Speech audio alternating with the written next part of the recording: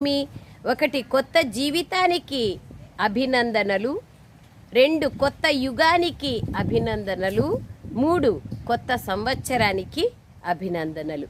మీరందరూ ఈ కొత్త సంవత్సరానికి అభినందనలు ఇవ్వడానికి తీసుకోవడానికి వచ్చారు కదా.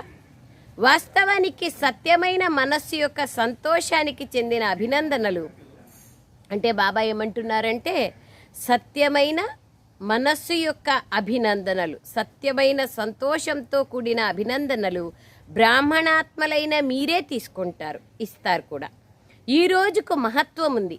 వీడ్కోలు కూడా మరియు అభినందనలు కూడా. పాత సంవత్సరానికి 2004కి వీడ్కోలు, 2005కి అభినందనలు. బాబా అంటారు వీడ్కోలు మరియు అభినందనల సంగమ యుగం, సంగమ సమయం అని ఈ రోజునే అంటారు.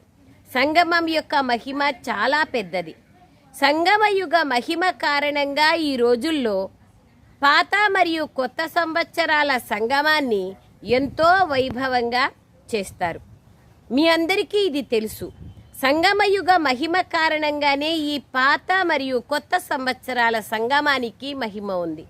సంగమానికి చాలా మహిమ ఉంది. సంగమ యుగానికి నదులు మరియు సాగరంలో కలిసే సంగమానికి మహిమ ఉంది. 3 దారిలు కలిసే సంగమానికి మహిమ ఉంది. రాత్రిపై పగలొచ్చే సంగమానికి మహిమ ఉంది. పగలుపై రాత్రి వచ్చే సమయానికి, సంధ్యా సమయానికి, సంగమానికి మహిమ ఉంది. అందుకయ్యే బాబా వాళ్ళు అంటున్నారు ఈ సంగమ యుగం యొక్క యాద్గారుగానే అంత మహత్వం అనేది ఉంది అంటున్నారు. బాబా అంటున్నారు సంగమ యుగం యొక్క మహిమ చాలా గొప్పది. సంగమయుగ మహిమ కారణంగా ఈ రోజుల్లో పాత మరియు కొత్త సంవత్సరాల సంగమాన్ని రాత్రి 12 కొత్త సంవత్సరం పాత సంవత్సరం 12 గంటలైందంటే మేల్కొని హ్యాపీ న్యూ ఇయర్ చెప్పేది ఆ విధంగా వైభవంగా ఆచరిస్తారు. సంగమయుగ మహిమ కారణంగానే పాత మరియు కొత్త సంగమాల మహిమ ఉంది. ఎక్కడ 2 నదులు కలుస్తాయో అది సంగమం అవుతుంది, వాటి మహిమ కూడా ఉంది. ఎక్కడైతే నదులు సాగరంలో కలుస్తాయో దానికి కూడా మహిమ ఉంది. కానీ అన్నింటికంటే ఎక్కువ మహిమ ఈ సంగమ యుగానిదే. ఈ పురుషోత్తమ యుగముదే ఈ పురుషోత్తమ సంగమ యుగముదే.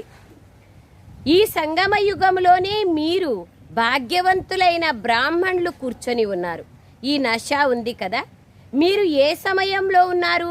కలియుగంలో ఉన్నారా లేదా సత్యుగంలో ఉన్నారా అని మిమ్మల్ని ఎవరైనా ప్రశ్నిస్తే మీరు వెంటనే ఏమంటారు? మేము ఈ సమయంలో పురుషోత్తమ సంగమ యుగంలో ఉన్నాము అని అంటారు. మీరు కలియుగానికి చెందినవారు